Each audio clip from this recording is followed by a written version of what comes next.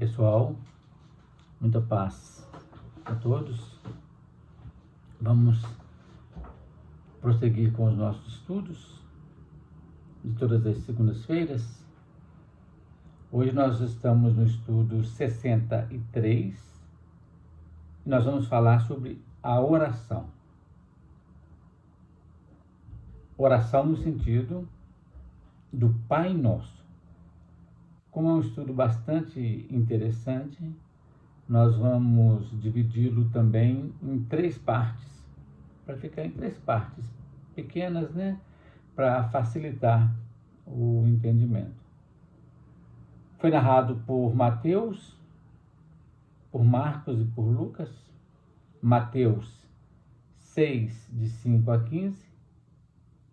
Marcos 11, de 25 a 26. Lucas 11, 1 e 4, conforme cada um percebeu essa lição para passar para nós.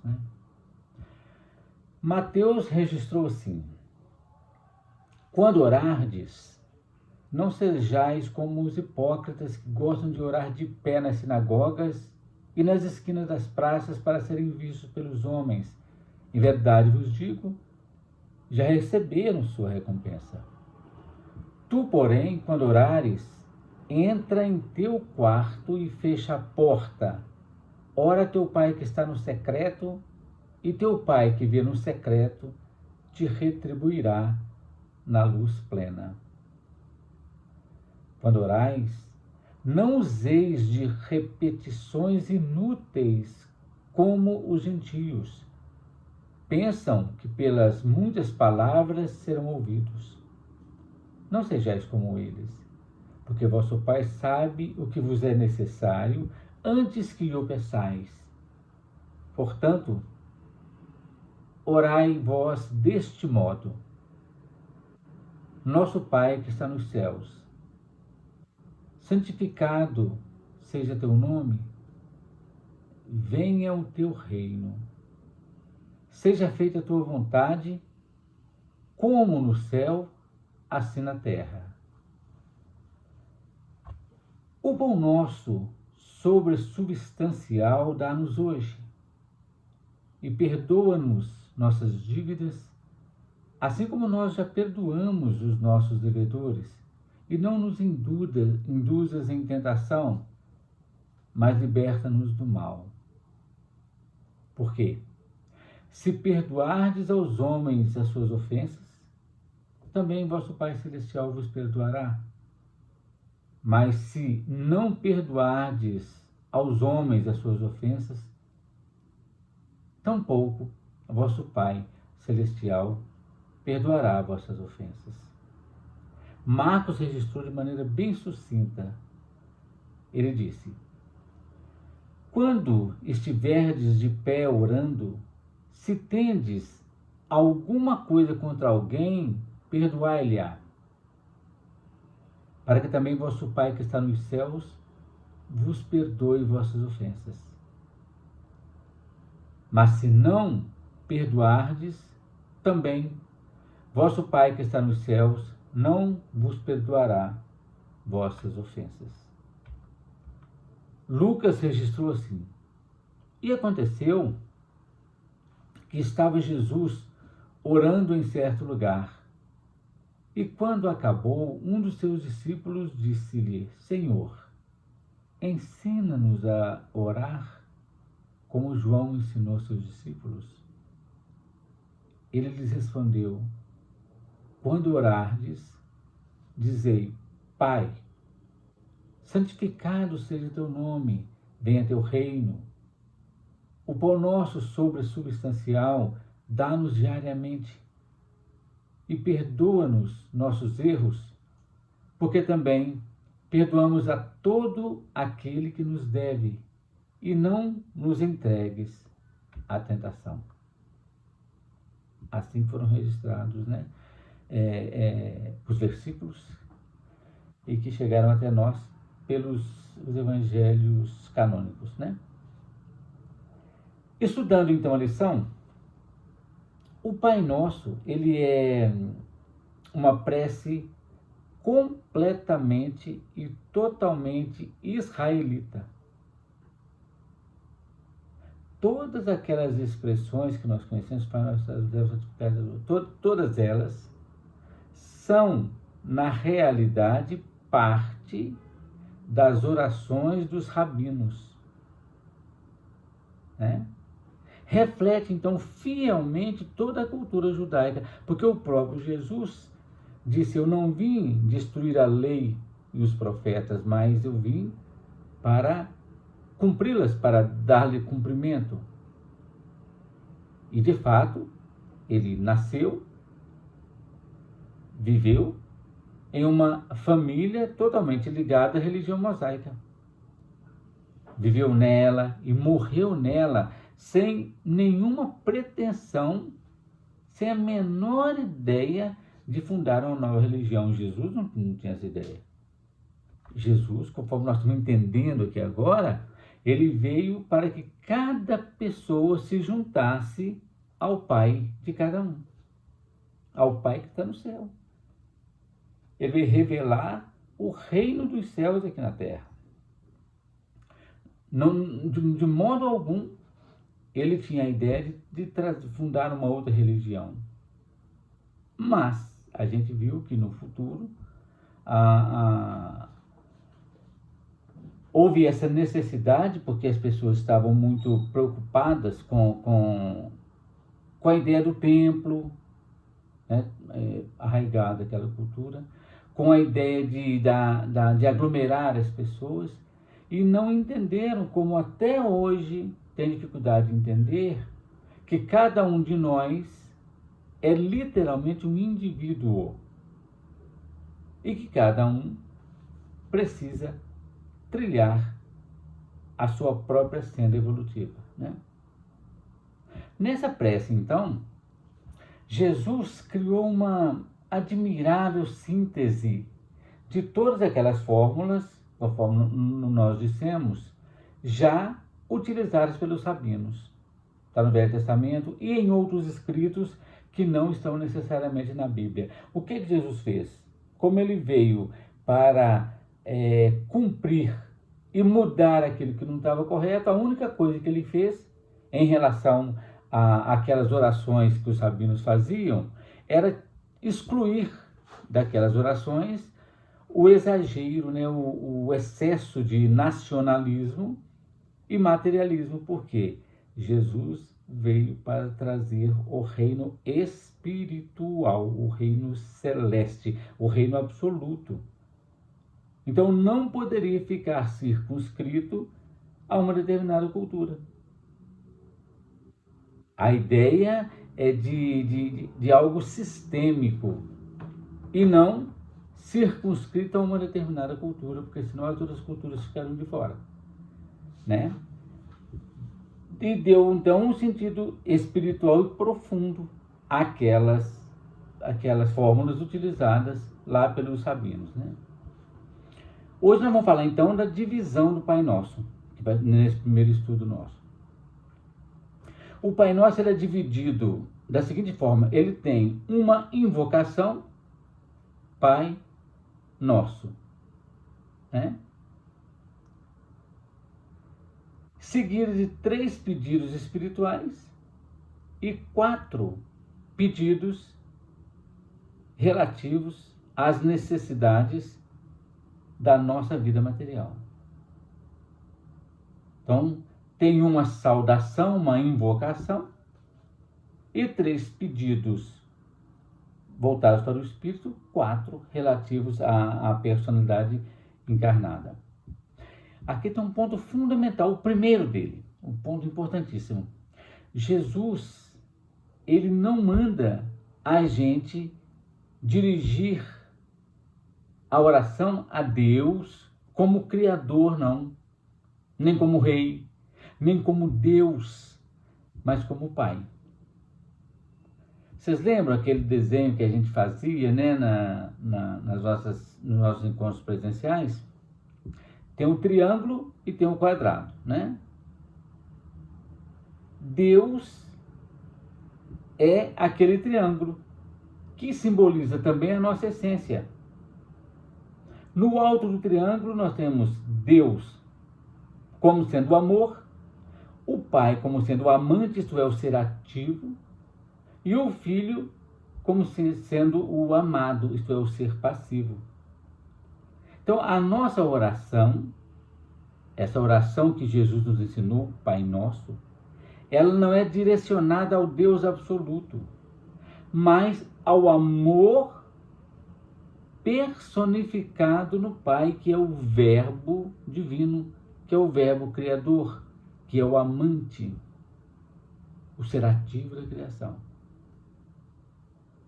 A gente não faz oração direcionada ao amor eterno, ao amor divino, ao amor supremo, mas àquele amor consubstanciado no Pai. Por que isso é importantíssimo? Porque esse Pai, ele é Pai de todas as criaturas, de tudo que existe. E Pai, então, é a expressão mais carinhosa atribuída a uma personalidade divina. Jesus chega a chamar Deus de Abba, né? Essa expressão significa paizinho, ou então papai. Enquanto que no Velho Testamento, Deus é chamado de Senhor dos Exércitos. Aquele que tirava a sua espada e cortava a cabeça das pessoas que não concordassem com ele. Aí vem Jesus e chama Deus de Pai. É o amor personificado no Verbo Criador do Pai. Isso é fantástico. Quebra todo o processo de rigidez. Jesus fala para nós que Deus, personificado no amor do Pai, é aquele do filho pródigo, que fica lá esperando o filho voltar, porque o filho vai voltar um dia, né? Essa é a beleza da oração Pai Nosso. Jesus, então, quando Jesus fala Pai Nosso, ele se iguala a nós na irmandade, na fraternidade. Não é fraternidade, só o pessoal da minha igreja, só o pessoal do meu time de futebol, só o pessoal... Não, é todo mundo. Todas as criaturas. Aquelas que a gente admira, aquelas que a gente detesta, não gosta, não importa. Todo mundo tem a centelha divina dentro dela, né? A partir do momento que cada pessoa consegue descobrir essa centelha divina, ele vai se espiritualizando, vai alcançando mais rapidamente a identidade com a individualidade dele, mesmo estando na personalidade encarnada. Olha que interessante. Então, isso é importantíssimo do ponto de vista de estudo, né? Quando uma pessoa estiver fazendo a oração sozinha, ela não vai dizer Pai Nosso. Não precisa dizer Pai Nosso. E sim meu Pai. Porque Pai Nosso é quando nós estivermos juntos, reunidos, que tem mais de um. Por que isso é importante? Eu trouxe 2 versículos aqui para ilustrar. Quando Jesus falava com Deus, ele falava sempre na primeira pessoa. Em Mateus, no capítulo 11, versículo 15, Jesus diz assim, foi registrado assim: naquele tempo respondeu-lhe Jesus e disse: olha, graças te dou, ó Pai, Senhor do céu e da terra, que ocultastes essas coisas aos sábios e entendidos e as revelaste aos pequeninos. Ele não usou o termo nosso. Ele está falando com o Pai, individualidade dele. Quando aconteceu também a ressurreição de Lázaro, foi registrado em João, no capítulo 11, nos versículos 41 e 42, só esse trechinho que eu peguei, Lázaro já estava enterrado já há 4 dias, né? enterrado, que ele já estava em seu sepulcro. Jesus então disse: tira a pedra que bloqueava, né, aquela passagem. Tiraram, pois, a pedra de onde o defunto jazia. E Jesus, levantando os olhos para cima, disse: Pai, graças te dou, por me haveres ouvido. Eu bem sei que sempre me ouves, mas eu disse isso por causa da multidão que está em meu redor, para que creiam que tu me enviaste. Olha que interessante. Jesus fez a oração. Eu poderia fazer a oração baixinho, mas tinha um tanto de gente ali aguardando o desfecho daquela situação. Então, Jesus fala ao Pai e fala: Pai, eu estou fazendo essa oração alto em meu nome por causa das pessoas que estão aqui ao meu redor, para que todos creiam que foi o Senhor que me enviou. Aí fez a ressurreição de Lázaro, né? Vamos lá. A primeira petição: santificado seja teu nome. A primeira invocação é: Pai nosso que estais nos céus. Essa é a saudação, a invocação. A primeira petição é: santificado seja teu nome. O que significa? Significa que o nome do nosso Pai, ele seja santificado em cada um de nós, assim como o filho diria seu pai, que eu possa honrar com o meu comportamento o teu nome, ó Pai. O filho que utiliza o nome do Pai, ele honra. Sendo nós, então, filhos de Deus, nós trazemos em nós o nome do Pai. E nós devemos, então, santificar este nome. Nós devemos honrar este nome. O nome de Deus que já está em cada um de nós. A segunda petição: venha teu reino. Isso nos traz a ideia do desejo ardente de que todo o mundo seja colocado sob o reino do Pai, isto é, o reino do Espírito, com E maiúsculo, e não da matéria. Que seja o reino da individualidade, e não o reino da personalidade. Significa que as criaturas, então, todas elas devessem se submeter ao Pai, isto é, a personalidade se submetendo à individualidade. Porque o Pai, ele sabe governar a sua casa com justiça, com misericórdia e com amor. O Pai que já está em nós. Quando o Espírito, com E maiúsculo, passar a dominar todas as nossas ações, a matéria vai perdendo o seu lugar nesse sentido, né? E vai cedendo lugar à justiça, misericórdia e ao amor. A terceira petição: seja feita a tua vontade na terra como é ela feita nos céus.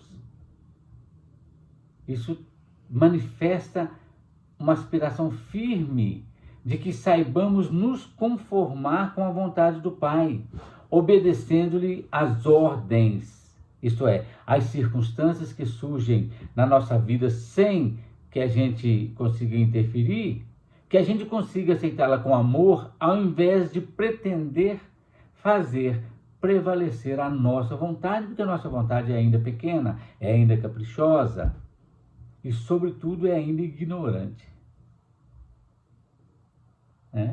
Então, essa é a ideia de seja feita a tua vontade, porque a vontade de Deus que está em nós, ela avança muito mais do que a nossa própria vontade, né?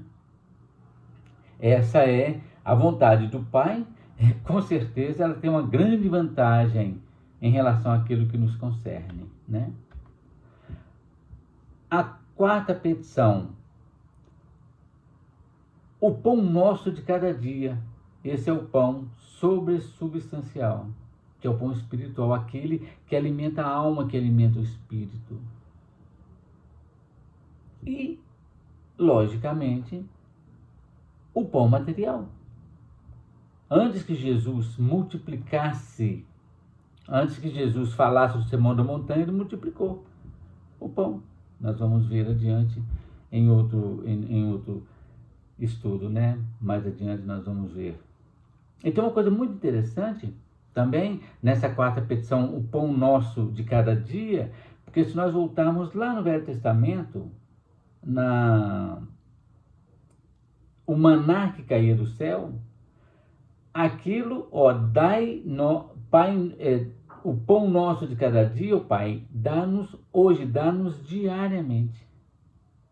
Porque naquela época, todo dia de manhã, Deus fazia, segundo, né, a letra, Deus fazia cair o maná do céu. Mas não dava para estocar. As pessoas tinham que comer aquilo, ter aquela refeição.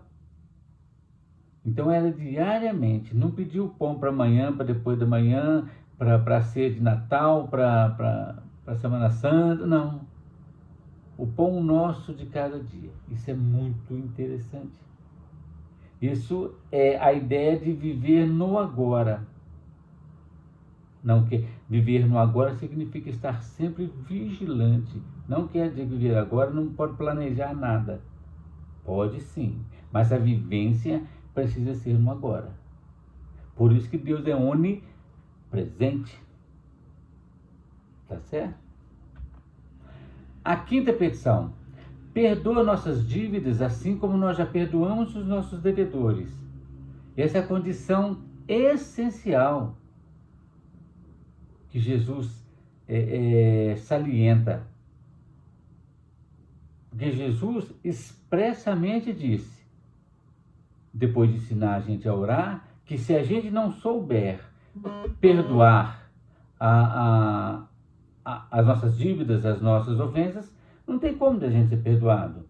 É lei de causa e efeito. Eu faço isso exemplo aqui. A sexta petição.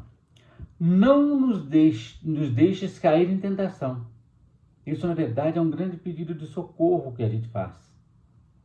Para não sermos colocados em situações perigosas que acabam experimentando as nossas forças e que a gente tem medo de sucumbir. Já que a gente já conhece as nossas fraquezas. Então, eu não vou dar conta dessa situação. Então, a gente suplica pela misericórdia do Pai que nos poupe das experimentações que possam nos levar à derrota. Esse é um grande pedido de socorro. Tentação. Tentação é uma coisa muito interessante. Tentação não é pecado, mas é uma prova. Ser tentado não tem problema nenhum. O problema é cair na tentação. Isso está claro na carta de Tiago. Ele fala o seguinte: bem-aventurado o varão que é tentado. Por que é interessante isso? Porque as provações, as tentações, elas são extremamente úteis na nossa evolução.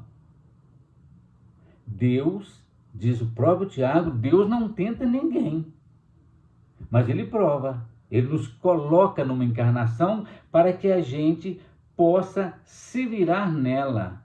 Como coautor dentro do plano da criação, cada um de nós precisa utilizar todas as nossas capacidades para o nosso processo evolutivo, senão a gente não aprenderia. É a gente que precisa passar pelas situações. Então não adianta pedir a Deus, aos nossos mentores espirituais, Jesus Cristo, para nos tirar as provas. Não.